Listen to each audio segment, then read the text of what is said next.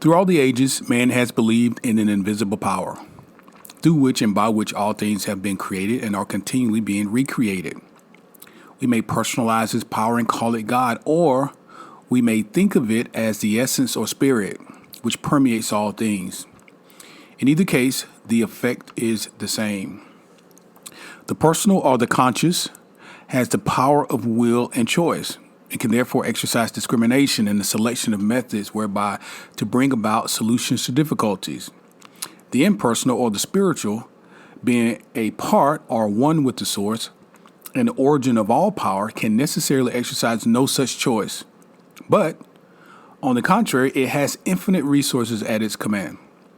It can and does bring about results by methods concerning which the human or individual mind can have no possible conception. Here, then, is the scientific explanation of the wonderful power which has been put within our control, within your control, if you have but to understand and appreciate and recognize it. One method of consciously utilizing this omnipotent power is outlined in Part 7. Welcome to Charles Honnell, the Master Key System. This is Part 7, Chapter 7, and I'm really excited. We're going to be talking today about the power of imagination. We're going to be talking about visualization, imagination, and the power that we have within. So let's jump right into it. Visualization is the process in the making of mental images, and the image is the mold or the model, which will serve as a pattern from which your future will emerge. Make the pattern clear and make it beautiful. Do not be afraid. Make it grand. Remember that no limitation can be placed upon you by anyone but yourself. Now, this is very important. Honnell is outlining the foundation by which we will manifest our desires, or not. Really briefly, I'm going to tell you something really quickly about me and about what I think happens to many kids.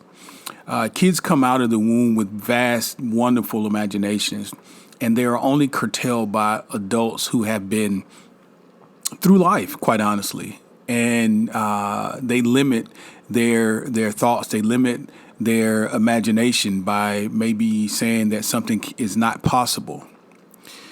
I think that's probably one of the more regrettable things we do as adults and as parents is to limit a child's imagination. Because when a child doesn't think he can, he won't try. When a child doesn't think he is good enough, he won't try. But a child with limitless imagination will always seek to go higher and higher and ask for more and more. So here Honnell is saying how important it is when we are using the method of visualization to not be limited in our thoughts. Now, if you're in your 20s, 30s, 40s, 50s, older, you have been limited in some way in your thoughts throughout your life, and perhaps you not realized it. Maybe you've called it logic or rationale or just being practical. You're limiting yourself, and many times I see adults arguing for their limitations. Well, I can't do this or I can't do that. That's impossible. It is only impossible because you have declared it to be impossible. So I'm going to ask you to suspend everything that you think you know at this point and really embrace this chapter, because here is a turning point for you, perhaps in your life, in this Part 7, using the visualization and imagination techniques. There are many great gurus and spiritual teachers, particularly Neville Goddard, who talks in detail about the power of your human imagination, the fact that your human imagination is God within you. We're going to get into those teachings as well. But here, I really want to challenge you to be open-minded and embrace the concepts that Honnell is presenting here. And again, he is saying, do not be limited in what you are visualizing. It's a little silly to even think that we're dreaming, but we're limiting our dreams based on what we think we can or cannot do. But let's get back into it. So make your desire grand. Remember that no limitation can be placed upon you except by you. You're not limited as to the cost or material. Draw on the infinite for your supply, constructed in your imagination. It will have to be there before it will ever be anywhere else. You cannot produce into the physical realm something that doesn't exist in the spiritual realm.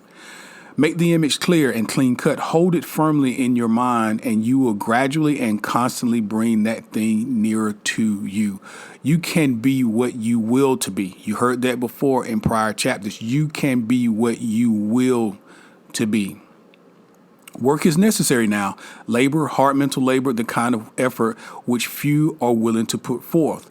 Now, the first step is idolization. Idolization. It is likewise the most important step because it is the plan on which you are going to build. It must be solid and it must be permanent. Liken yourself to an architect. Architect wouldn't strike out building a home or a building or a bridge without firm plans in place. Architect can see the end before a single step is even taken. So can an engineer. So must you. So you are to picture in your mind what you want. You are sowing the seed.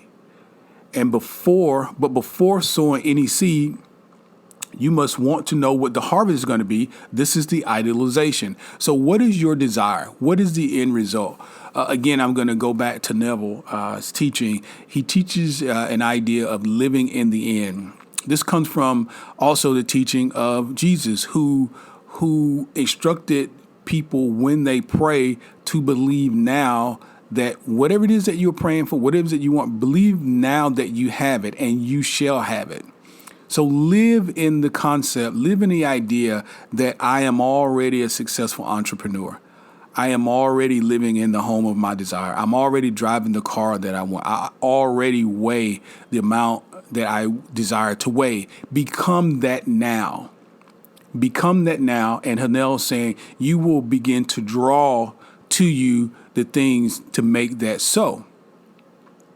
Now then comes the process of visualization. You must see the picture more and more complete. See the detail, and as the details begin to unfold, the ways and the meanings for bringing it into manifestation will develop. That is key. When you are idealizing this and when you begin to visualize this, do not think of how. Just think of what. Think of what it is you want, where it is you want to be, how it is you want to feel. Impregnate your ideas and your visualization with your emotion, with your feeling. But don't limit yourself and try to construct some sort of plan as to how it is going to happen. It is not up to you the how. That is the universal. It is up to you the what and the why, not the how. If we get into hows, we begin to limit what it is that we can see, because perhaps you cannot see how the promotion is going to come. You cannot see how the finances will come or how you will pay off your student loans or whatever the case may be. But you must visualize it being done. Now, one thing will lead to another. Thought will lead to action. Action will develop methods. Methods will develop friends. And friends will bring about circumstances. And finally, the third step, materialization will have been accomplished. You light the fire. You start off with the thought, with the idealization, move it into visualization. And every day you see your picture clearer and clearer and clearer, and you impregnate it with the emotion, the feeling, the living in the end. I am already there. I am already on the vacation. I am already living in my home. I'm actually walking down the hallways now. See it very clear. And Hanel is saying here that thought will lead to action. You will take an action, and the universe will take more action. And it will bring about friends and associates and different circumstances that you cannot conjure now. You are not able to conjure these ideas. Otherwise, you would have done it already. You cannot conjure the methods of the universal. You are simply to have faith and hold the thought permanently in your mind. Now, the architect visualizes his building. He sees it as if he wishes it to be. His thought becomes a plastic mold from which the building will eventually emerge, a high one or a low one, a beautiful one or a plain one. His vision takes form on paper, and eventually the necessary material is utilized and the building stands complete. This is the process by which you will manifest as well. See yourself as that architect. You start off with your thought, you move all the way into manifestation. Now, if you can conscientiously follow these directions, you will develop faith. the kind of faith that is the substance of things hoped for, the evidence of things not seen. You will develop confidence, the kind of confidence that leads to endurance and courage. You will develop the power of concentration, which will enable you to exclude all thoughts except the ones which are associated with your purpose. Of all the things that I've read in the Master Key System, this excited me. This encouraged me. This gave me the confidence to know that the power is not outside of me. It is inside of me. I'm not dependent upon anyone besides myself to bring about the things that I want, the type of life that I want to live. People, if you're listening to this, I would think that you are on the path, that you are interested in higher level thinking, higher consciousness thinking. And this concept alone and the tie into the biblical reference here really just kind of brought it home for me and just made me feel like, you know what, that resonates with me. Something in me believes this to be true. Something in me believed when I first read this. This resonated with me, and I hope it resonates with you because it will encourage you, that will free you from these dreadful thoughts of loss and of obligation externally, etc. I'm going to read it one more time so that we can get the full impact. If you can conscientiously follow these directions, you will develop faith, the kind of faith that is the substance of things hoped for, the evidence of things not seen. Remember, Jesus said, when you pray, believe now. Remember, Neville said, live in the end. See yourself already there. Substance of things hoped for, the evidence of things not seen. You will deeply develop confidence, the kind of confidence that leads to endurance and courage. So externally, as you move past this process, once you do it one time, then the next time gets easier and easier. Or when you see external stimuli, you're not drawn off course. You're not encouraged to stop. You're more encouraged to move forward because you know the power is within and not without. This leads to endurance and courage. You will develop the power of concentration, which will enable you to exclude all thoughts except the ones associated with your purpose. We so many times are scattered within our thoughts that we can't focus for a second, or else we could get something done. This is going to help you stay focused. Why? Because you know it's proven, because you've seen it work, and you're encouraged to know that if I just concentrate here for a little while, I will have what I want. So the phone ringing or the text message or the emails have less importance, less value to you. Instagram is much less valuable now because you know that internally you're creating because you're a creator. The law is that thought will manifest in form, and only one who knows how to be the divine thinker of his own thoughts can ever take a master's place and speak with authority. It's one of the things that you will develop as you manifest, as you go through this process time and time again. When people hear you speak, it will be of a master's place, one of authority. There's no confusion. There's no conjecture. There's no misunderstanding. I know exactly how it is I am to create what it is I desire, and I'm not dependent upon anyone but me. That is an empowering and freeing idea. You must build it firmly and securely in your mental world, the world within, before it can take place or take form in the world without. And you can build nothing of value, even in the mental world, unless you have the proper material. This material will be brought out of the millions of silent mental workers and fashioned into the form of the image which you have in your mind. Now think of it. You have over 5 million of these mental workers ready and active use, their brain cells. Besides this, there's another reserve force of at least an equal number ready to be called into action at the slightest need. Your power to think, then, is almost unlimited. Think about that. Your power to think is almost unlimited. And this means that your power to create the kind of material which is necessary to build for yourself any kind of environment which you desire is practically also what? Unlimited. If you can dream it, if you can think it, you can believe it. One of the things that you'll learn about me as you visit this channel more and more is I'm a huge Disney fan. And one of the things that I love about Walt Disney is that he was a huge dreamer. And this is the thing he said all the time. If you can dream it, then you can do it. If you can see it within your mind, it can be a reality. And you should take that same mantra with you. If I can see it, then I can do it. In addition to these millions of mental workers, you also have billions of mental workers in your body. Everyone which is endowed with the sufficient intelligence to understand and act upon any message or suggestion given. These cells are all busy creating and recreating your body. Now, here's what I'll say about that. Hanel is painting the picture of your temple, of your body, and how it is used and can be used through the power of thought. Now, whether you realize it or not, this is how your body operates on a day-to-day. Since day one up until now, your body cells, brain cells, etc., have all been conditioned by your thought. So if you are in a place where you want to be, you are in a place where you don't want to be. All of it has happened as a byproduct of our thinking. This is all of us. It's not you. It's all of us.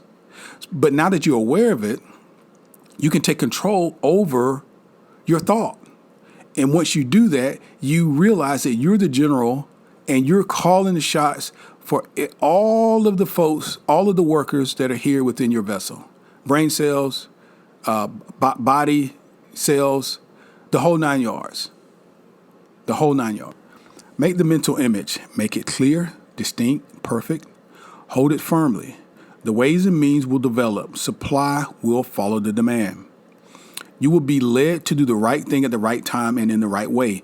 Earnest desire will bring about confident expectation, and in turn must be reinforced by firm demand. These three cannot fail to bring about the attainment, because earnest desire is the feeling. We talked about feeling. The confident expectation is the thought. Of course, we're always talking about our thought. And the firm demand is the will. You can be who you will to be. And as we have seen, feeling gives vitality to thought, and the will holds it steadily until the law of growth brings it into manifestation.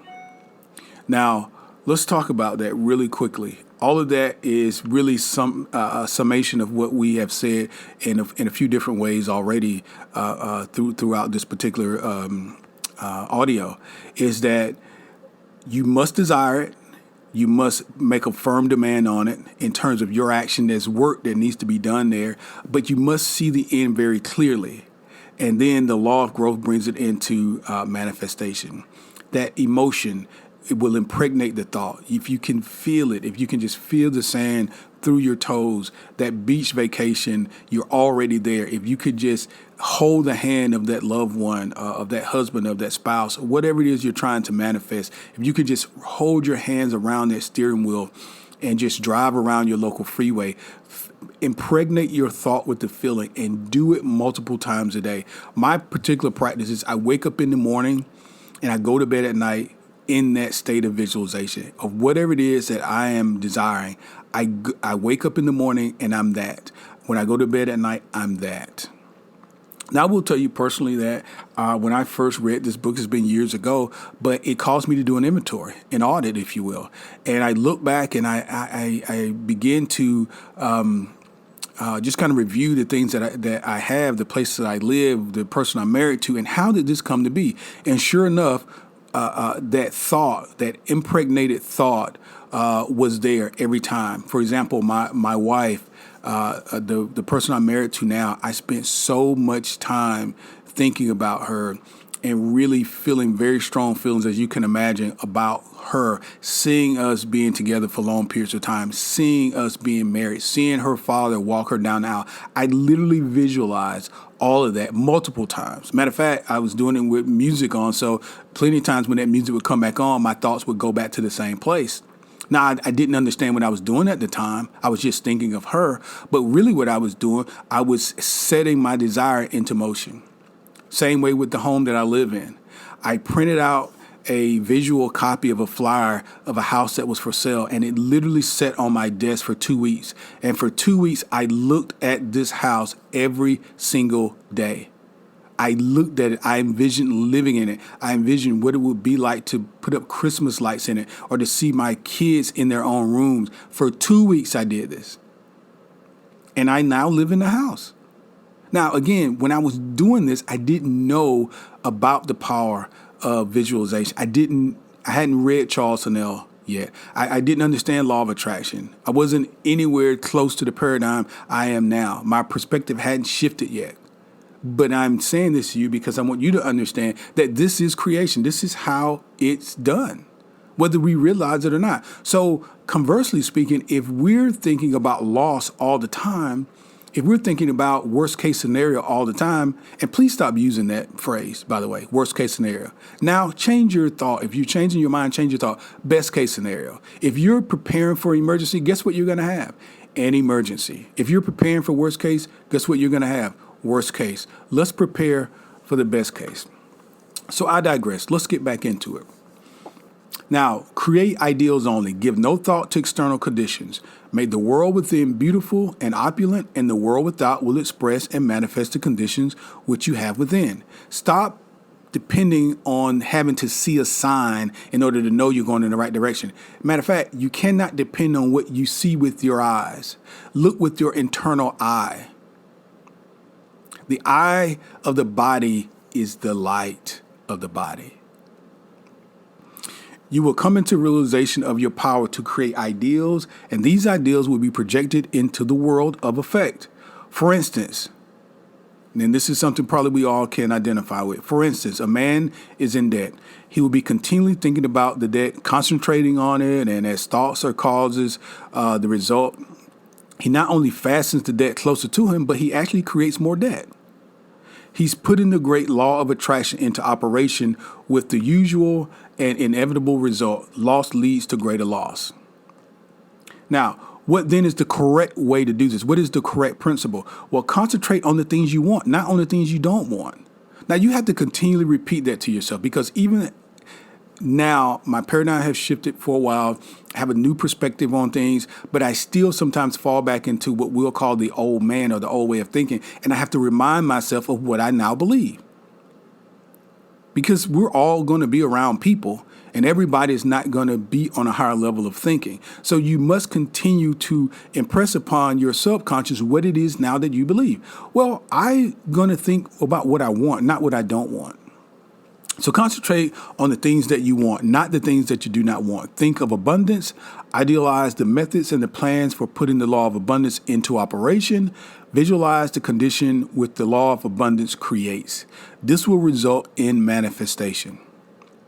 Now, this is harder to apply than it is to theorize. I grant you that. So if you're in debt and bills are due and these sorts of things, it's relatively difficult not to think of, the 13th or the 20th or whenever your bill is due. But you must try. You must begin to rearrange your thoughts and rearrange your mind in a way that at least to give this conceptually a try. If the law operates perfectly to bring about poverty, think about this, lack in every form of limitation from those who are continually entertaining thoughts of lack and fear, it will operate with the same certainty to bring about conditions of abundance and opulence for those who entertain thoughts of courage and power. You must plant the seed and leave it undisturbed. I really like this chapter, and I really think when I was reading the book for the first time, this really catapulted me. This is why I couldn't put it down because as you can hear in my voice, I'm really passionate about this material. And I think it is so valuable to the listener, to the reader, to people who are trying to grow and who are seeking themselves, quite honestly, because the answer is you. We think we're seeking information. We're seeking ourselves. We're seeking our higher selves, our true higher selves. So let's just review real quick some of the key points of Chapter 7. So what is visualization? It's a process of making mental pictures. Very important. What is the result of the method of thought? By holding the image or picture in mind, we can gradually but surely bring the need or the thing nearer to us. We can be what we will to be. Remember that. You can be what you will to be. Think of wanted, not unwanted. What is idealization? It is a process of visualizing or idealizing the plans which will eventually materialize in your objective world. There's a thing you want, a place you want to be. Think of that place and you will move into that place. Now, why are clearness and accuracy necessary? Because seeing creates feeling and feeling creates being. Why are clearness and accuracy necessary? You must see it first. You must imagine yourself there. You must be that little kid who has no problem imagining. Don't limit yourself based on circumstances. See what it is that you want to be. Drive that car. Seeing creates feeling, and feeling creates being. First the mental, then the emotional, then the illimitable possibilities of achievement. And then lastly, we're going to lead with the 3 steps that are necessary in order to bring about this law into operation. 1 is earnest desire. 2 is confident expectation. And 3 is firm demand. Okay? Earnest desire, confident expectation, and firm demand. Now, the exercise this week, as Hanel states, I'm just going to tell you exactly what he says here. He wants you to visualize a friend. Now, see him exactly as he is. See the room, see the furniture. You can recall the conversation that you guys have had. Look at his face. See it distinctly. Talk to him about some subject of mutual interest, for example. See his expression change. Watch him smile. What he's trying to get you to do here is really vividly use your imagination and hear sounds and smell smells and these sorts of things using your imagination, really using that deep inner eye. Practice this because this is the same method you'll use to create your path to your desired result as well. See your vacation, your dream home, your dream mate, or your dream body weight, whatever it is that you are after. Begin to really hold it within your imagination, within your visualization, and see it manifest. Thanks, guys, for joining me this week. There's some goodies for you in the description down there. Check us out next week. Hit the subscribe button, and we'll see you soon.